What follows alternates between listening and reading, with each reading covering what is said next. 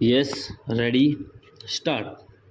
सभापति महोदय, मैं आज विश्वविद्यालय अनुदान आयोग को उसके कार्यों के लिए बधाई देता हूं। उसके अध्यक्ष एक प्रसिद्ध विद्वान हैं और शिक्षा के क्षेत्र में उनका योगदान बहुत अधिक रहा है।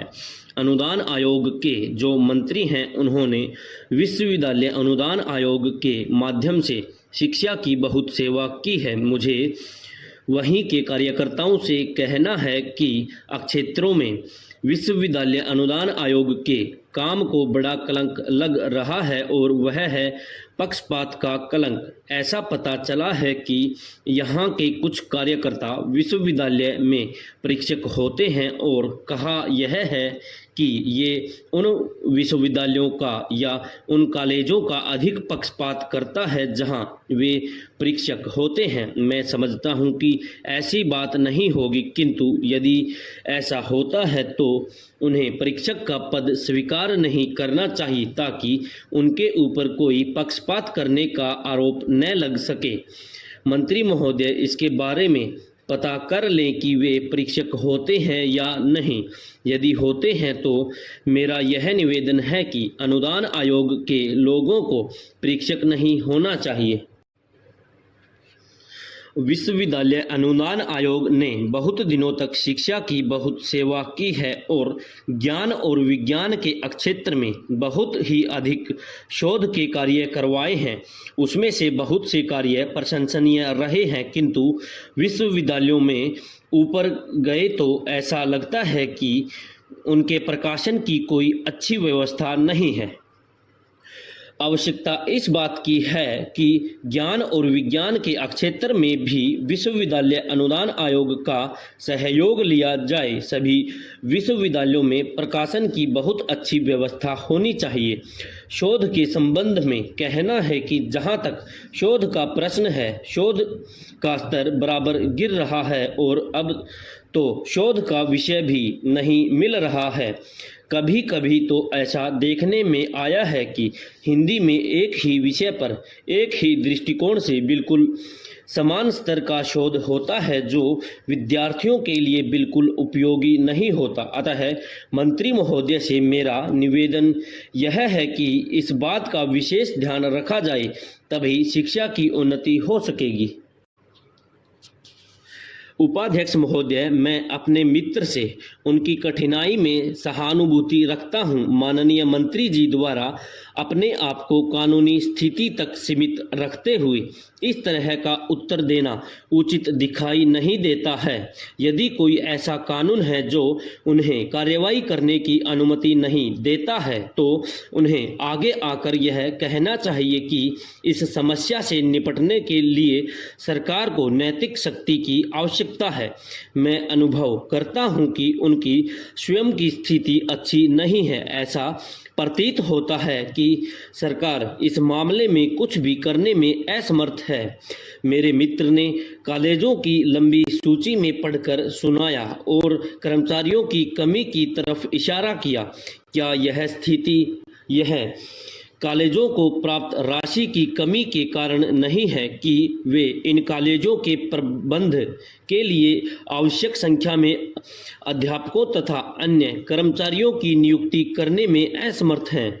यदि उनके लिए इन साधनों की व्यवस्था नहीं की जाती है तो फिर उनके लिए आवेदन करने वाले छात्रों से धन वसूल करने के अलावा और कौन सा रास्ता बचता है? यह बात व्यवस्था की दृष्टि से अच्छी हो सकती है परंतु नैतिक रूप से बुरी।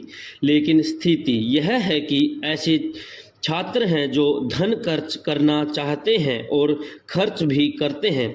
ऐसी संस्थाएं भी हैं जो इस प्रकार के धन को स्वीकार करने को तैयार हैं और उन्हें इस प्रकार का भुगतान करने पर प्रशिक्षण के लिए प्रवेश देने को तैयार हैं। ऐसे मेडिकल कॉलेज सरकार के विधिवत स्वीकृत हैं। श्रीमान, इस सूची में पंजाब का एक मेडिकल कॉलेज है। पिछले सब में भी इस कॉलेज की समस्या सदन के समक्ष प्रस्तुत हुई थी। सभी छात्र हड़ताल पर थे। उन्होंने एक साथ कई हफ्तों तक वोट क्लब पर धरना दिया। अनुशासन किया, रैलियां निकाली, परंतु समस्या वैसी ही बनी रही। मंत्री महोदय का यह कहना ठीक नहीं है कि यह एक विकट समस्या है और संस्थान द्वारा अपना प्रतिवेदन देने के बाद सरकार कार्यवाही करेगी। उन्हें सदन को स्पष्ट आश्वासन देना चाहिए कि परिषद अथवा समिति द्वारा की गई सिफारिशों पर सरकार अवश्य ही कार्रवाई करेगी। मैं यह नहीं समझता कि यह बात वहीं समाप्त हो जाती है, बल्कि इसके लिए गहन अध्ययन की आवश्यकता है। बिहार में 5 मेडिकल कॉलेज हैं, परंतु ऐसा दिखाई देता है कि प्रायः सभी कॉलेजों की समान दुर्दशा है। अध्यक्ष महोदय, गृह मंत्रालय की मांगों पर सरकारी पक्ष के तथा विपक्ष के सदस्यों ने अपने विचार रखे। मुझे भी इस बहस में भाग लेने का मौका मिला, इसके लिए मैं आपको धन्यवाद देना चाहता हूं। गृह मंत्रालय पर सारे देश में शांति व्यवस्था रखने की जिम्मेदारी है। उसने अपना काम पूरी निष्ठा से किया है, परंतु फिर भी देश में अपराधों की संख्या बढ़ी है। चोरी, डकैती, लूटपाट तो आज आम बात हो गई है। भले ही आदमी का तो शाम के बाद घरों से निकलना मुश्किल हो गया है। सरकार के पास पुलिस का पूरा प्रबंध है, परंतु फिर भी रोजाना अखबार में काफ़ी खबरें इसी प्रकार की मिलती हैं कि वहां पर चोरी हुई, वहां पर उस महिला की जंजीर खींचकर कोई भाग गया तथा उसकी जेब कट गई।